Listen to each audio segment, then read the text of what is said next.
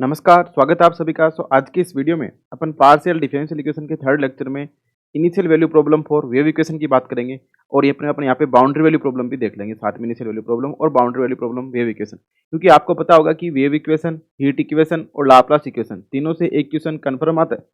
D और BHU के exam में। तो इसको ध्यान से समझें, कोई डाउट होता है तो कमेंट बॉक्स में पूछें और इसके बाकी वीडियो में अपन बाकी वाले कमेंट जो भी टॉपिक होगा उसको भी देख लेंगे और इसके बाद अपन कुछ रियल के क्वेश्चन और कुछ लीनियर अलजेब्रा क्वेश्चन देखेंगे। और कुछ लोगों के डाउट्स होंगे तो ओडी के देखने के नहीं देखना मुझे कमेंट बॉक्स में बता देना, ओडी की देख लेंगे। पर आज अपन बात करेंगे वेव इक्वेशन की। तो वेव इक्वेशन में क्या होगा कि वेव इक्वेशन में इनिशियल वैल्यू प्रॉब्लम और बाउंड्री वैल्यू प्रॉब्लम कई बार क्या होता है, इनमें सीधा जो फॉर्मूला होता है ना डेरिवेशन का, वो डायरेक्ट ही पूछ लेता है कि which of the following is the solution for the initial value problem और बाउंड्री वैल्यू प्रॉब्लम। तो अपन वो डायरेक्ट ही देख लेंगे, उसमें अपन को कुछ दिमाग नहीं लगाना है और क्वेश्चंस कैसे आते हैं वो भी अपन देख लेंगे। तो सबसे पहले बात करें कि इनिशियल वैल्यू प्रॉब्लम क्या होती है फॉर वेव इक्वेशन। तो initial value problem for wave equation कि u t t equal to c square u x बोलने का मतलब ये कि del two u upon del t square which is equal to c square into del two u upon del x square. और c कैसा है, यहाँ पे ग्रेटर देन जीरो, तो सी स्क्वायर अपने आप ग्रेटर देन जीरो हो जाएगा। एक्स बिलोंग्स टू आर है, x belongs to minus infinity से इन्फिनिटी। आपने को देखा है कि यू एक्स जीरो पे एफ एक्स है और यू टी एक्स जीरो बोलने का मतलब है कि del u by del t और u of function of x t equal to g x, यानी इनिशियल ये कंडीशन दे रखी है। ये चीज कार्ड इनिशियल, क्योंकि अब देखो यहाँ पे क्या यू एक्स टी है, यू एक्स टी होता है तो टी इक्वल टू जीरो ही बोल दिया, तो यानी कि इनिशियल वैल्यू प्रॉब्लम होगी। तो आपको इनिशियली क्या दे रखा है, u x zero equal to f x दे रखा है और u t x zero equal to J, f और जी दोनों कैसे फिक्स फंक्शन है। तो ये जो इक्वेशन फर्स्ट है u t t equal to c square with the initial condition, ये इनिशियल कंडीशन, इसको अपन क्या बोलते हैं, initial value problem for wave equation. तो इसका सॉल्यूशन कैसे निकालते हैं वो भी अपन चेक करेंगे। पर अब यहाँ पे आपको पता लगा इनिशियल वैल्यू प्रॉब्लम था कि यू एक्स टी होता है और यहाँ पे टी पे जीरो दे रखा है तो यू एक्स टी और यू टी एक्स टी होता है तो टी की वैल्यू जीरो दे तो इनिशियल वैल्यू प्रॉब्लम। तो this is called initial value problem for fix function f x and g x. तो the solution of equation first is given by u x T equals to 1/2 F x plus C T plus F x minus C t, इसके साथ बाहर क्या 1/2 plus 1/2 c integration from x minus C T से x plus C T G S D s, यानी कि जो भी आपका फंक्शन जी एक्स होगा उसमें अपन नया वेरिएबल बोल दिया जी एस डी एस और integration x minus C T से एक्स प्लस सी टी। इसी को अपन क्या बोलते हैं, d'Alembert solution for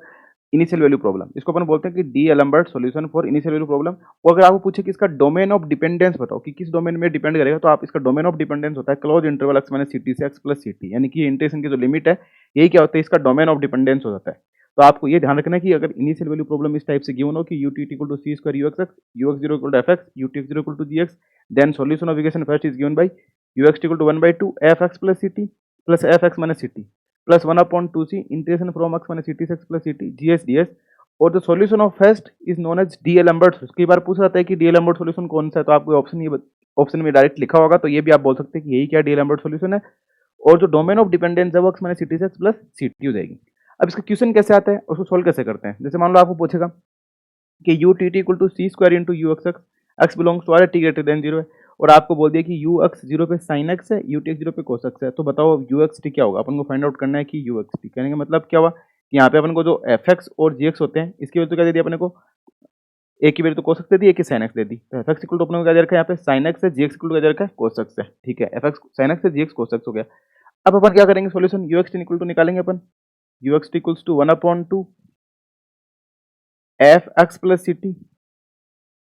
plus F x minus C t और बाहर 1/2 है plus 1/2 c integration from x minus C T से एक्स प्लस सी टी और जी एस डी एस। अब यहाँ पे एफ एक्स की वैल्यू कितनी है, साइन एक्स है और जी एक्स की वैल्यू कितनी है, कोस एक्स है।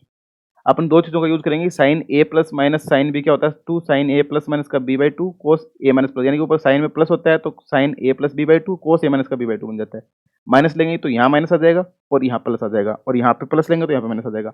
कोस ए माइनस कोस बी का formula two sine a plus b by two sine a minus b by two और cos a plus cos b का हो जाता है two cos a plus b by two और cos a minus का b by two, यानी कि इसमें तो सेम ही रहता है। यहाँ पे साइन आ जाता है माइनस वाले में और जब प्लस लेंगे तो दोनों ही कोस में आएंगे, माइनस लेंगे तो दोनों साइन में आएंगे और साइन ए प्लस माइनस में तो एक साइन में आएगा एक कोस में आएगा। अब अपन इसको सोल्व कर लेते हैं।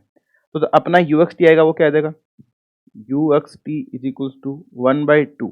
एफ एक्स प्लस टी बोलना है मतलब कि अपने पास साइन एक्स प्लस सी टी, तो sine x plus C T plus sine x minus सी टी और बाहर 1/2 as it is plus 1/2 c integration from x minus C T से एक्स प्लस सी टी और g S D s, g यहाँ पे क्या cos x है तो यानी कि कोस एफ डी एस, अब विच इज इक्वल्स टू 1/2। अब sine a plus sine b तो क्या बनेगा,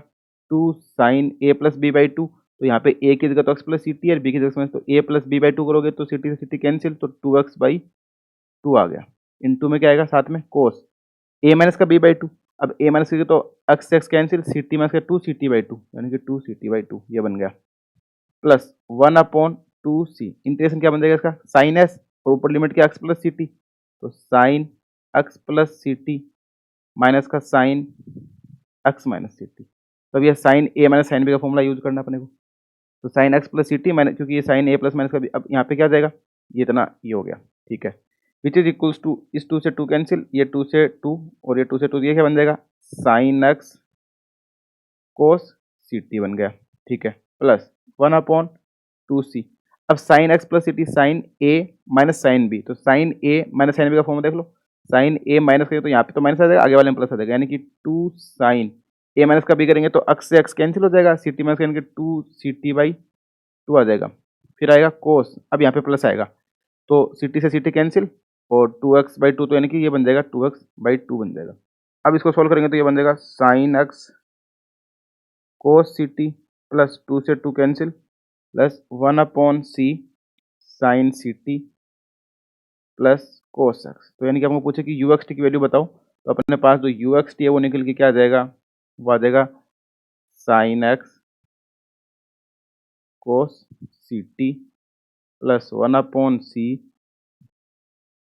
sign c t into cos x, तो ये अपने पास क्या आ गई यू एक्स टी की वैल्यू आ गई। अब अपन को कई बार क्या पूछेगा, आपको बोलेगा कि यू π/2 π/2 बताओ, तो आप एक्स की जगह π/2 पुट कर देंगे और जो टी की जगह π/2 पुट कर, क्योंकि एक्स और टी होता है, u11 बताओ, u02 बताओ, अब कुछ भी बताओ आप, यू एक्स टी अपने पास आ गया sine x cos c t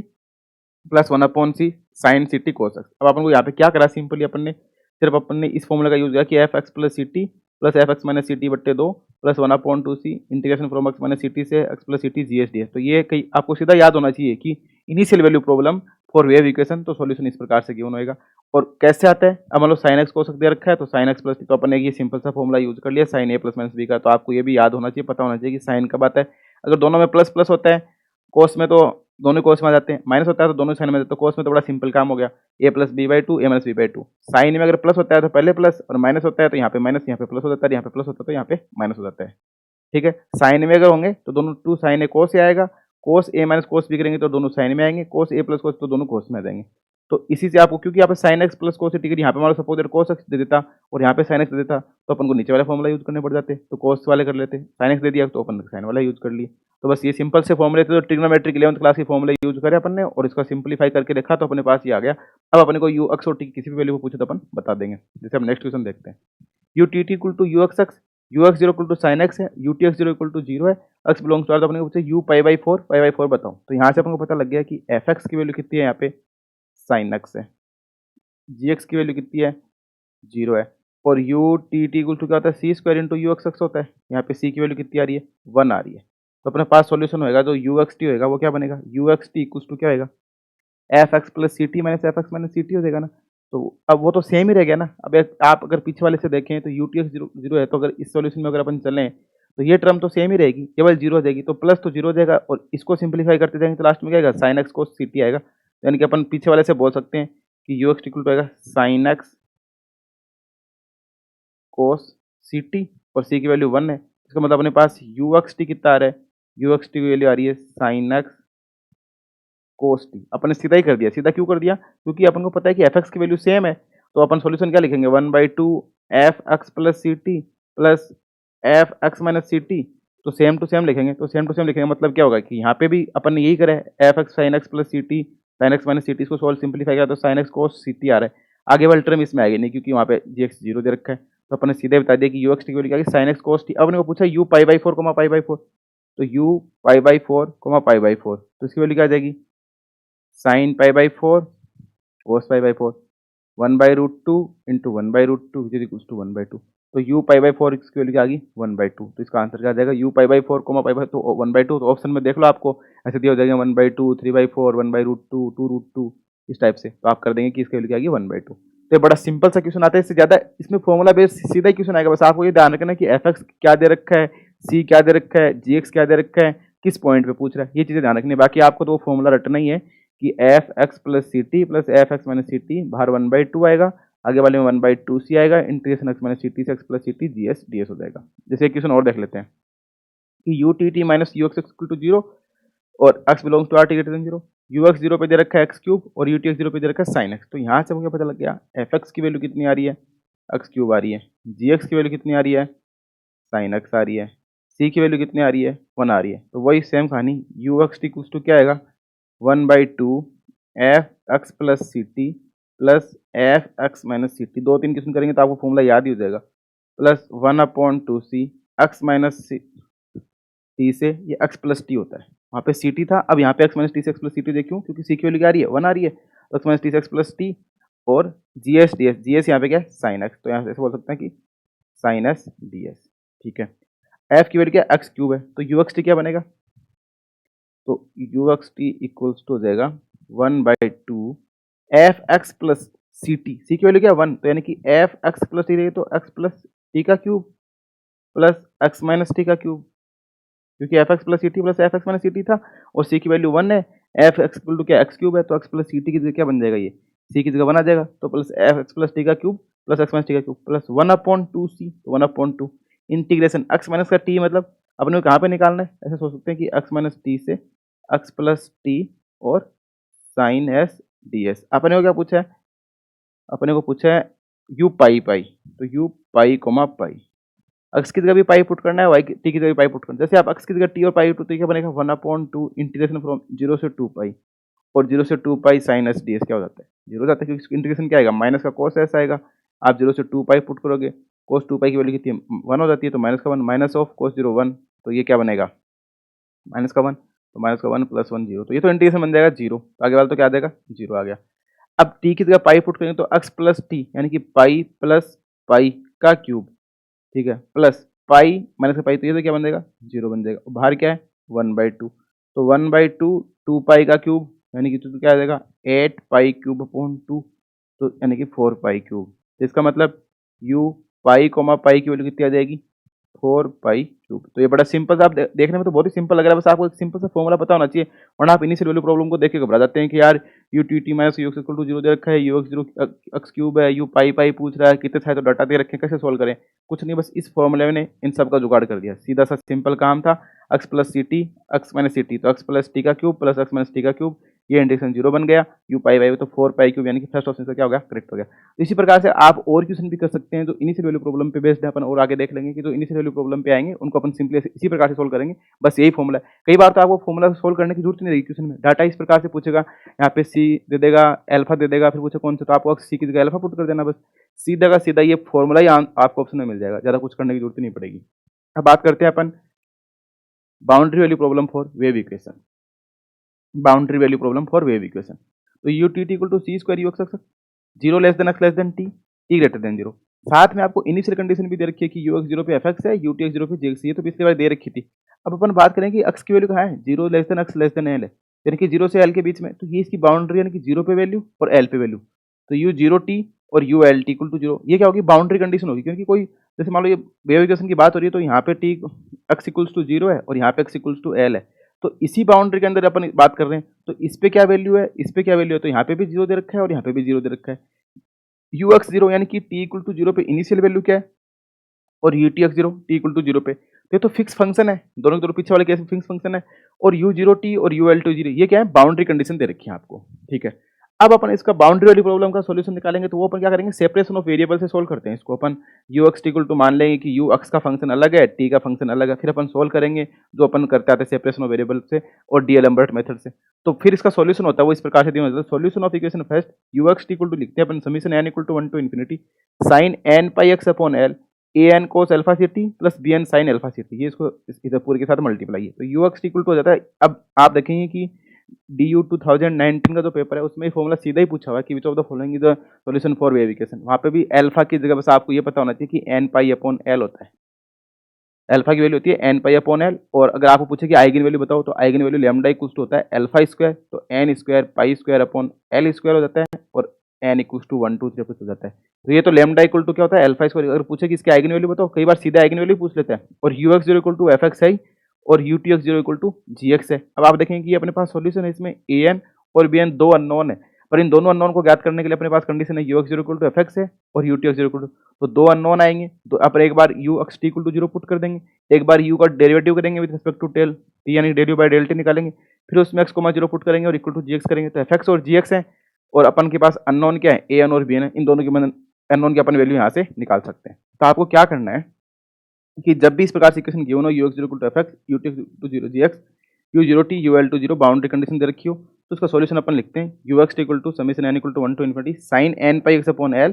और पूरे के साथ मल्टीप्लाई में क्या है an cos alpha ct plus bn sin alpha ct। यहाँ पे जो c है अपने को दे रखा है इक्वेशन में वो होता है अल्फा की वैल्यू होती है n पाई अपॉन l। अगर आपको पूछे कि इस इक्वेशन की आइगन वैल्यू तो लैम्डा इक्वल टू होता है अल्फा स्क्वायर यानी कि n square pi square upon l square होता है, n की वैल्यू 1 2 3 चलती जाती है। अब अपने पास an और bn दो अननोन है, इनकी वैल्यू अपन ux 0 इक्वल टू fx और utx equal to 0 to gx direct निकाल सकते हैं, वरना एक फॉर्मूला होता है कि an की वैल्यू होती है 2 upon l integration from 0 to l fx sin n pi x upon l dx,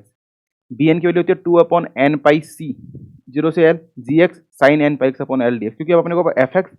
और gx दोनों पता होंगे तो अपन यहाँ पे fx और gx की वैल्यू पुट कर देंगे, इंटीग्रेशन कर देंगे तो an bn आ जाएंगे। पर कई बार क्या होता है कि इंटीग्रेशन वाला थोड़ा सा टफ रह जाता है, तो अपन क्या करते हैं कि जैसे मान लो अपने को fx equal to cos x sin x दे रखा होता है तो अपन दोनों पक्षों को कंपेयर कर लेते हैं। जैसे कैसे कंपेयर करते हैं अपन एक एग्जाम्पल से समझेंगे ताकि आपको कोई दिक्कत नहीं है। तो आई होप आप ये बात तो समझ पा रहे होंगे कि सॉल्यूशन में an और bn कैसे निकालते हैं, 2 upon l 0 to l fx sin n pi x upon l dx और bn equal to 2 upon n pi c 0 to l gx sin n pi x upon l dx। और ये formula होता है कि an sin n pi x upon l an cos alpha ct plus bn sin alpha ct, ये याद रखना जरूरी है, इसको तो आपको याद करना क्योंकि कई बार डायरेक्ट ऑप्शन ही मिलेगा इसका alpha equal to n pi upon l और lambda equal to l square n pi upon l का होल स्क्वायर। जैसे आप क्वेश्चन देखो कैसे आता है, consider the wave equation del 2u upon del t square equals to 4 del 2u upon del x square 0 less than x less than pi t greater than 0 u 0 t u pi t equal to 0 है, ux 0 equal to sin x है, del u by del t equal to 0 है at t equal to 0। अब पूछा u pi by 2 pi by 2 बताओ, तो अब पहली बात तो ये इस वेव इक्वेशन को मैं नंबर 1 बोल देता हूँ। तो इस एक को देखते हैं आपको क्या क्या चीजें मिल रही है यहाँ से। यहाँ पे c स्क्वायर की वैल्यू कितनी आ रही है 4 आ रही है, तो c की वैल्यू 2 आती है क्योंकि c अपन बोलते हैं ग्रेटर देन 0 होता है। एक बात c की वैल्यू 2 आ गई, fx की वैल्यू यहाँ पे कितनी आ रही है sin x आ रही है, gx की वैल्यू यहाँ पे क्या आ रही है 0। ऐसे आप पूरा देख के लिख लेंगे तो आपको पूरा क्वेश्चन क्लियर हो जाएगा, आपको पता लग जाएगा कि क्या करना है। और जो l लेते हैं वो यहाँ पे क्या है पाई, के ऊपर लिखते हैं ना 0x लेस देन l, तो यहाँ पे 0 less than x less than pi और u 0 t u l comma t लिखते हैं, तो l की वैल्यू यहाँ पे क्या आ गई कैपिटल पाई आ गई, तो l की वैल्यू पाई आ गई, gx आ गया, fx आ गया, c आ गया। अब अपन को क्या लिखना है uxt लिखना है, तो आप क्या लिखेंगे uxt which is equal to क्या होगा summation n equal to 1 to infinity sine n pi x upon l into आएगा a n cos alpha c T plus b n sine alpha c t, ये इतना लिख देते हैं। Alpha equal क्या होता है n pi upon l, l की जगह अपन पुट कर देंगे पाई, पाई से पाई कैंसिल, तो एल्फा की वैल्यू तो क्या आ गई एन आ गई। सी की वैल्यू क्या है यहाँ पे 2 है, तो ये सोल्यूशन क्या बन जाएगा u x t is equal to बनेगा summation n equal to 1 to infinity sine n x, क्योंकि एल की जगह पाई पुट करें तो कैंसिल हो जाएगा पाई से, ए एन कोस एल्फा की जगह एन आएगा, सी की जगह 2 आएगा, तो ये क्या बनेगा एल्फा सी टी होता है ना, तो ये 2 एन टी बन जाएगा। एल्फा की जगह एन पुट कर देंगे, सी की जगह अपन को क्या पुट कर देंगे 2 पुट कर देंगे, तो 2 एन टी बन गया। ठीक है, इतना काम हो गया। प्लस बी एन साइन और एल्फा की जगह एन इंटू 2 टी, तो ये अपना क्या बन गया इसका सोल्यूशन बन जाएगा। ठीक है, अब अपन को क्या निकालने ए एन और बी एन निकालने, दो चीजें रहेगी कि ए एन और बी एन निकालने अपने को। अब ए एन और बी एन निकालने के लिए अपन क्या करेंगे कि ए एन और बी एन अपने को दे रखा है कि यू एक्स 0 पे दे रखा है sine x which is equals to f x है, और u t x 0 which is equals to 0 which is equal to g x है। अगर अपन फॉर्मूला देखें ए एन और बी एन का, तो बी एन का फॉर्मूला क्या होता है 2 अपॉन एन पाई सी जी x sine n pi x upon L. अब आप देखेंगे कि जी एक्स की वैल्यू क्या है 0 दे रखी है, तो यहाँ पे आप 0 पुट करेंगे तो 0 इंटू समथिंग इंटीग्रेशन, तो क्या बनेगा 0, यानी कि बी एन की वैल्यू तो 0 आ जाएगी डायरेक्ट ही। तब आपको यहाँ से पता लग गया कि जो बी एन है इसकी वैल्यू तो क्या है 0, यानी केवल टर्म तो आएगी ही नहीं, तो सोल्यूशन यू एक्स टी क्या बन जाएगा फिर अपना यू एक्स टी बन जाएगा summation n equal to 1 to infinity sine n x, n pi x upon l था sine n x, a n cos 2t, alpha c t थे ना, तो 2nt, तो यहाँ पे क्या देगा 2nt, तो ये सोल्यूशन हो गया। अब अपने को दे रखा है u x 0 equal to f x, यानी कि u x 0 which is equal to f x which is equal to sine x. तो पुट कर दो t equal to zero u x zero, यानी कि मैं ऐसे लिख सकता हूँ क्या, u x zero is equal to sine x which is equals to, अब यहाँ पे t equal to zero put करूँगा तो ये क्या बनेगा, summation n equal to 1 to infinity sine n x